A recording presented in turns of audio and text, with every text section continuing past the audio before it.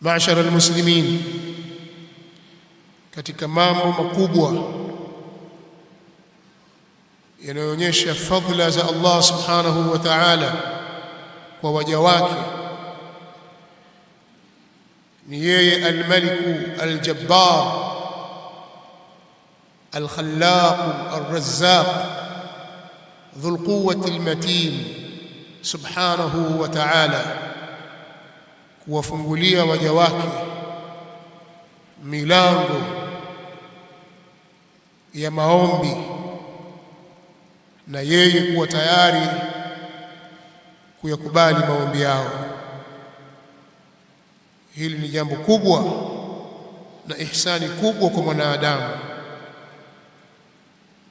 kwamba sisi tunaye Mola muumba wa mbingu na ardhi na vilivyomo ndani yake, mmiliki wa kila kitu, Mola mkwasi al-Ghani, aliyetajiri, mwenye kujikosia katika mambo, hahitaji chochote kwa mtu yoyote, kwa kitu chochote. Ufalme wote ni wake, hazina zote zilizoko ardhini na juu mbinguni zote ni zake, muweza wa kila jambo. Anafungua milango yake kwa waja wake rahmatan lahum, kwa ajili ya kuwahurumia, akiwaambia niombeni na mimi nitawaitikia. Na ikafanywa katika Uislamu dua ni ibada kubwa, bali ndiyo ibada yenyewe hasa, kama alivyosema Mtume sallallahu alayhi wa alihi wasallam, ad-du'a huwa al-ibada, dua ndiyo ibada. Kwa hiyo Allah subhanahu wa ta'ala na ufalme wake na uwezo wake anatuhimiza sisi tumuombe yeye. Wa qala rabbukum ud'uni astajib lakum, Mola wenu ameshasema niombeni nitawaitikia, niombeni nitawaitikia. Msiwe na hofu katika hili. Wa idha sa'alaka ibadi anni fa inni qaribun ujibu da'wata ad-da'i idha da'an falyastajibu li waliyu'minu bi la'allahum yarshudun. Waja wangu watakapokuuliza kuhusu mimi, waambie mimi niko karibu, ninaitikia maombi ya muombaji anaponiomba. Basi waniombe mimi, wanikubalie mimi, waniitikie mimi ninayoyataka kwao. Falyastajibu li waliyu'minu bi, na waniamini tena wanisadikishe. Hili ndio lilitaka Allah subhanahu wa ta'ala kutoka kwetu. Na mwanadamu alivyoumbwa amezungukwa na mambo mengi, ana matalibu mengi, kila mmoja ana matlaba yake, ana mahitaji yake anayohitajia, imma mambo ya kheri anayotarajia au mambo ya shari anayohofia. Nataka kheri hii, nataka kheri ile, katika kheri za dunia na akhira. Au kuna mambo unayahofia katika shari za duniani na akhira, huna pa kukimbilia. La manja wala manja minka illa ilayhi, hapana pa kukimbilia wala pa kuegemea isipokuwa kwake, na yeye ndiye mwenye uwezo wa kila jambo. Mwanadamu ni muhitaji, ni fakir ila Allah ta'ala, anamhitajia Allah subhanahu wa ta'ala. Kwa kuwa ameumbwa mwanadamu ni muhitaji na hana wa kumsaidia isipokuwa Allah subhanahu wa ta'ala, Allah akaufungua mlango huu wa sisi kumuomba yeye. Hivyo ndugu zangu Waislamu, tufahamu ya kwamba katika ibada kubwa zilizosisitizwa na Allah subhanahu wa ta'ala ni ibada ya maombi. Sisi tumuombe yeye na yeye yuko tayari kutuitikia maombi yetu. Fursa hii Waislamu wengi tunaipoteza. Waislamu wengi hatuitumii vinavyotakiwa na kustahiki. Yani leo mathalan, na kupigia mfano tu wa karibu, umekutana na mtu husifiwa kwamba mtu huyu ana uwezo wa kimali. Umekutana na mtu huyu anasifiwa kuwa ana uwezo wa kimamlaka, zima itazimwa, washa itawashwa, weka itawekwa, inua hivyo. Waambiwa sema wataka nini, mimi niko tayari kukuitikia. Alafu fursa ile wewe waipoteza, una kazi ya kubanja vidole na kuuma meno na kungatangata midomo, huna cha kusema, naambia umeshindwa kuitumia fursa yako vizuri. Na hiyo ni alama ya umaskini na fikra duni. Sasa huyo ni mwanadamu mwenzako na watu watakulaumu.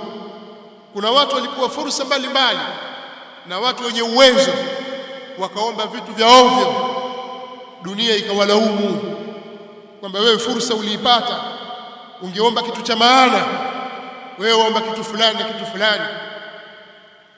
Sasa wakulaumiwa wa aina hii ni wengi, kwa sababu kwa upande wa Allah subhanahu wa ta'ala, qawluhu alhaq, neno lake ni la kweli na hasemi uongo. Waman asdaqu min Allahi qila, hakuna aliyemkweli zaidi kushinda Allah subhanahu wa ta'ala kwa maneno yake ni maneno ya kweli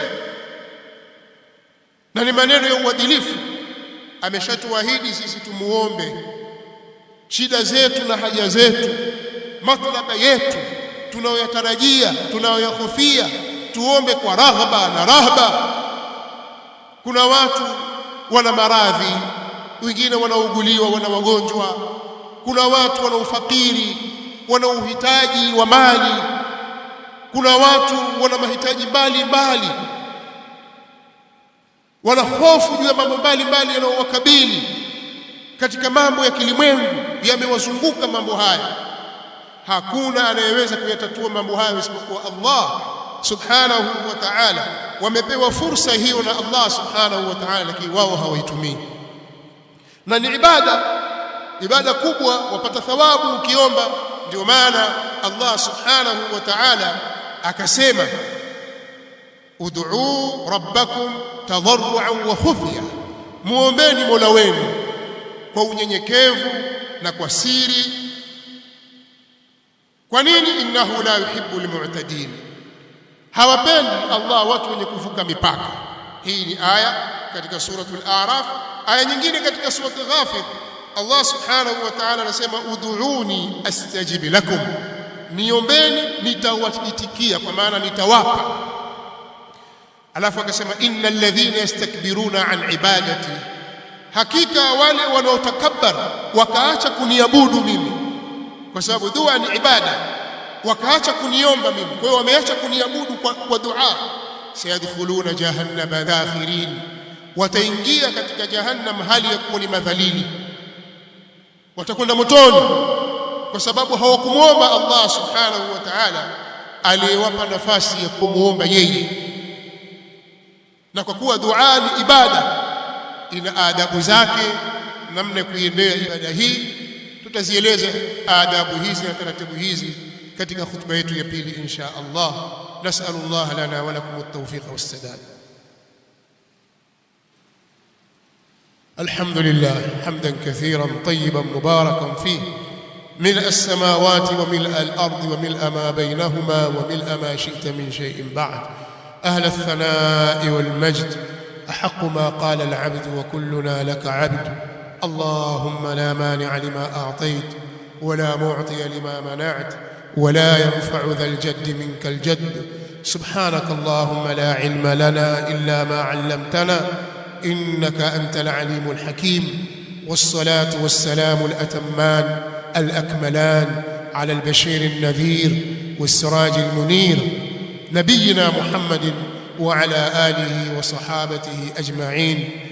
إخوة الإيمان، miongoni mwa adabu na taratibu zilizowekwa na sharia ya dini yetu katika suala la maombi, kwa kuwa maombi au ad-du'a ni ibada, basi msingi mkubwa wa kuuzingatia wakati wa kutekeleza ibada hii ni al-ikhlas, kumuomba Allah subhanahu wa ta'ala na kuyatakasa maombi haya kuyapeleka kwake tu na si kwa mwingine.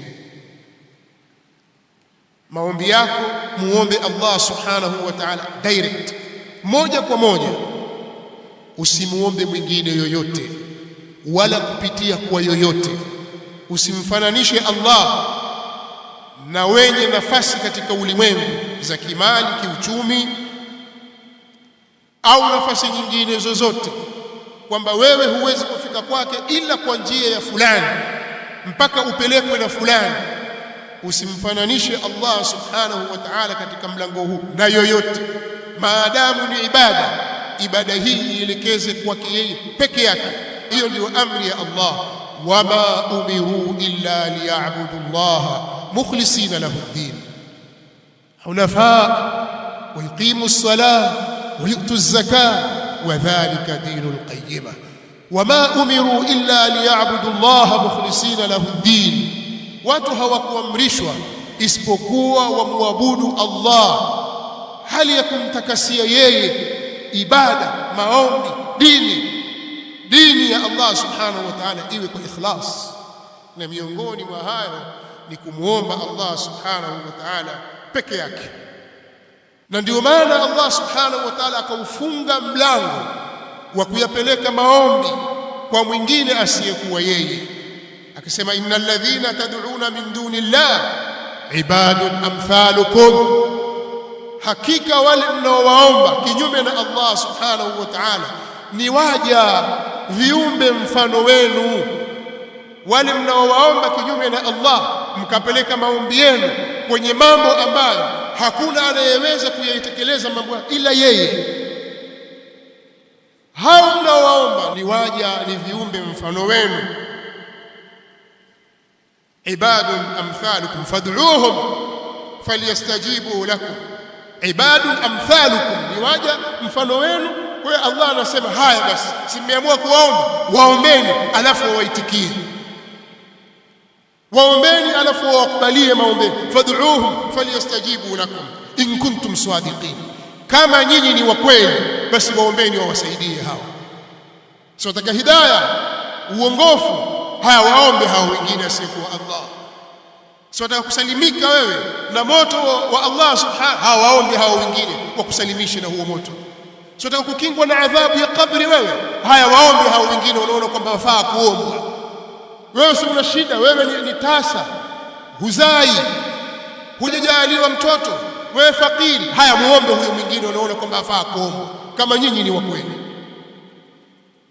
Allah anatoa tahdid, vitisho kwamba hawa hawawezi, ni ibadun amthalukum ya ayuha nnasu antumul fuqara'u ila Allah, enyi watu nyinyi ni wahitaji, ni mafakiri kwa Allah, kwa muombeni yeye.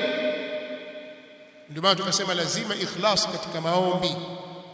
Umeamka katika wakati wa usiku au katika wakati wa mchana, katika zile nyakati bora kabisa, umenyanyua mikono yako, muombe yeye bi asma'ihi alhusna wa sifatihi alula. Qul ud'u Allah aw ud'u arrahman ayyamma tad'u falahu alasma'u alhusna. Kwa muombeni Allah kwa majina yake, ya Allah, ya Rahman irhamni, ya Ghafur ighfirli, ya Razzaq urzuqni. Muombe Allah subhanahu wa ta'ala. Hii ni moja katika adabu za dua, lakini katika mambo muhimu ya kuzingatia ili dua yako ikubaliwe ni itabatul mat'am, ni kufanya halali, kukifanya halali chakula chako, wadhālika bikasbi alhalal, na hilo hupatikana kwa chumo na kipato cha halali.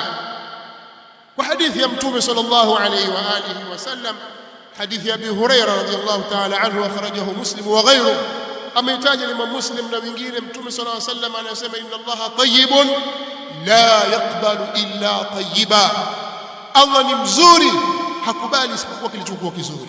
Akaitaja hadithi mpaka wa dhakara ar-rajula yutilu as-safar. Katika hadithi ile Mtume sallallahu alayhi wasallam akamtaja mtu mmoja ambaye safari yake ilikuwa ndefu, alirefusha safari, akawa anapita safarini, anatembea huko hali ya kuwa yeye nywele zake zimetimka, amejaa vumbi, iko katika hali duni kabisa ya safari ile na uchovu wa safari, amekatikiwa. anamuomba Allah subhanahu wa ta'ala huku akiwa amenyanyua mikono yake juu, ya rab ya rab. Mtume swalla sallam anatuelezea, wa mat'amuhu haram wa mashrabuhu haram, chakula chake ni cha haram na kinywaji chake ni cha haram, wa malbasuhu haram, na vazi alilovaa ni mavazi ya haram. Yani vyote hivyo amevipata kwa njia ya haram. Wa ghudhiya au wa ghudhiya bil haram, na yeye mwenyewe amelishwa chakula cha haramu. Kwa hiyo anakula haramu munfiqan wa munfaqa alayhi, wakati akiwa akitoa kama mzazi na wakati akilishwa yeye kama mtoto mdogo, nyakati zote amelishwa haramu tu. Mtume swalla sallam anasema, fa anna yustajabu lidhalika, wewe unaona atakubaliwa vipi mtu aina hiyo? Haramu juu ya haramu juu ya haramu. Kwa hiyo katika sababu za kukubaliwa maombi, hakikisha chakula chako na mavazi yako na kinywaji chako kimepatikana kwa njia ya halali na sio kwa njia ya haramu. Watu wengi riziki zao au watu wengi wanakataliwa dua zao na kurudishiwa wao wenyewe kwa sababu ya chumo lao la haramu. Fanasallallahu alaihi wasallam. Lakini pia katika mambo mengine ya kuzingatia ni mtu kuzizingatia nyakati bora za maombi, kama vile wakati wa usiku, mwisho wa usiku, kadhalika siku ya Ijumaa, hasa katika saa za mwisho katika mchana ule wa Ijumaa, jioni kabla jua kuzama, pale pana saa ambayo mtu akiafikishwa saa ile akimwomba Allah subhanahu wa ta'ala, basi maombi yake yanakubaliwa. Wakati wa kunyesha mvua yanyesha na rahma zinateremka za Allah subhanahu wa ta'ala, ukiomba pale basi kuna uhakika mzuri zaidi wa kukubaliwa maombi. Kumwomba Allah subhanahu wa ta'ala wa anta sajid, na hali ya kuwa umesujudu, au katika siku bora kama vile siku ya Arafa, au katika mwezi ulio bora, mwezi wa Ramadhani, na mfano mambo kama hayo, au nyakati kama hizo. Ukizizingatia nyakati hizo, basi pingine Allah subhanahu wa ta'ala akayakubali maombi yako. Kadhalika wakati wa baina ya adhana na iqama, kabla swala haijakimiwa, baada ya adhana, ule ni wakati mujarrab wa kukubaliwa maombi.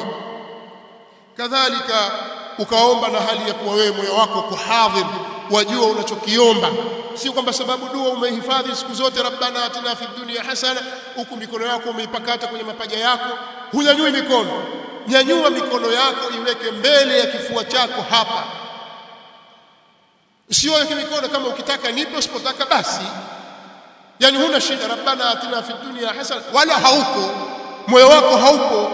Mtume sallallahu alaihi wa alihi wasallam anasema, wa'lamu anna Allah la yastajibu du'a min qalbi ghafilillah, fahamuni ya kwamba Allah hata ikubali dua inayotoka kwenye moyo wa mtu aliyeghafilika, aliyepuuza, yani wala hajui asema kitu gani. Dua alihifadhi tangu utoto, basi aisema tu, kusudia hasa, fanya azima katika masala.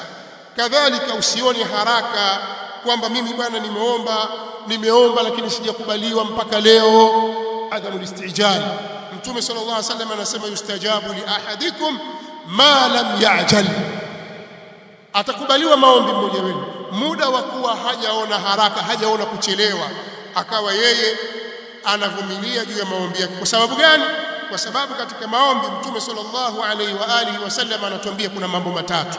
Si kwamba ukiomba ya Rabbi mimi naomba gari, basi hapo gari itakuja pap, imeteremka hiyo gari chukua. Mimi naomba shamba, mimi naomba nyumba. La, Mtume sallallahu alaihi wasallam anatuambia, ma min muslimin yad'u bid'awatin laysa fiha ithmu wala qati'ati rahim, hakuna muislamu yoyote atakayeomba maombi yoyote ambayo ndani yake hakuna madhambi, sio dua ya madhambi, huombi kitu cha haramu, wala hakuna ndani yake kukata udugu, kwamba dua yako wewe ni kukata udugu, wewe na ndugu yako udugu ufe.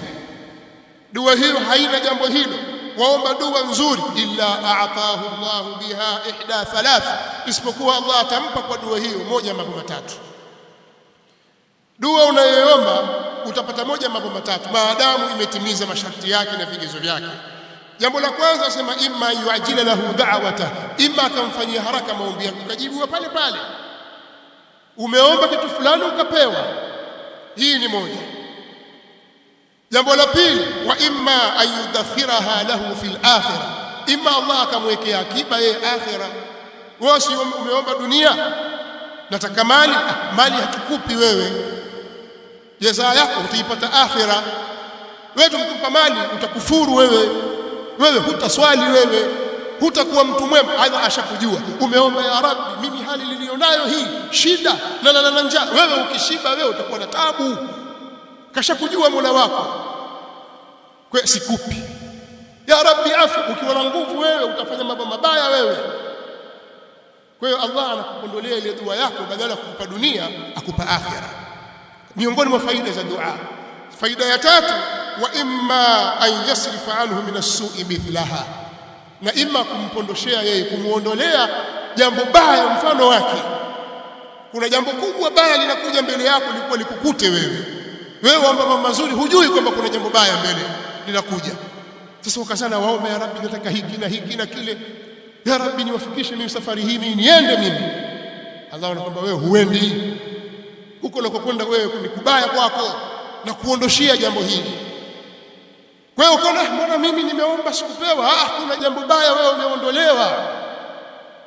Mtume sallallahu alaihi wa alihi wasallam aliposema maneno haya, maswahaba wakashangaa kidogo, wakasema qalu idhan nukthir, wakasema ya Rasulullah, basi tukithirishe kuomba sana. Akasema Allahu aktharu, na Allah ni mwingi wa kuitikia. Ombeni sana naye atawaitikia. Kwa hiyo usikate tamaa katika maombi. Sio kaona kwamba nimeomba sana lakini sikupewa. Allah ana siri nyingi kwako anazozijua, amekupa maadamu vigezo na sababu umezitimiza. Allah ametoshatoa ahadi, wa qala rabbukum ud'uni astajib lakum, Mola wenu alishasema niombeni mimi na mimi nitawakubalia maombi. Kwa hiyo fursa hii tusije tukaipoteza, tuitumie fursa hii vizuri, tuziombee nafsi zetu kheri, tuwaombee jamaa zetu, tuwaombee ndugu zetu, wazazi waombee watoto wao, watoto waombee wazazi wao. Muombee ndugu yako Muislamu ana shida, ana matatizo, hata kama hayupo, na ndio dua nzuri zaidi. Iombee nchi yako, uombee mji wako, muombee kiongozi wako. Ni ibada kufanya hivyo, bali kiongozi na mtawala kuwaombea raia wake, dua yake inakubaliwa, kwa sababu watu watatu dua zao hazirudi. Mmoja katika hao al-imamu al-adil, kiongozi mwadilifu, dua yake hairudi. Akiwaombea raia wake, akiombea utawala wake na nchi yake, dua yake hairudi. Kwa hiyo tumia fursa vizuri kuomba dua.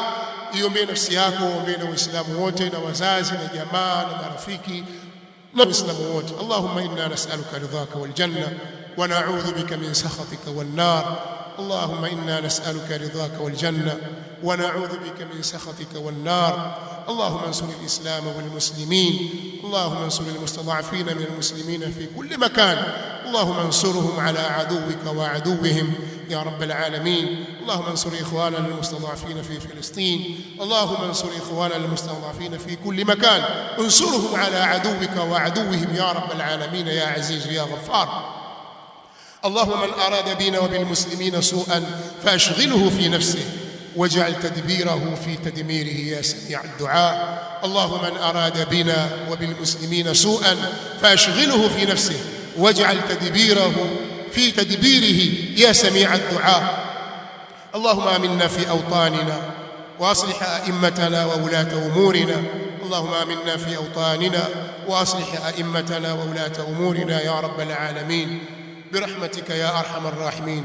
ربنا اغفر لنا ولإخواننا الذين سبقونا بالإيمان ولا تجعل في قلوبنا غلا للذين آمنوا ربنا إنك رؤوف رحيم. وصلى الله وسلم وبارك على نبينا محمد وعلى آله وصحبه أجمعين. قوموا إلى صلاتكم.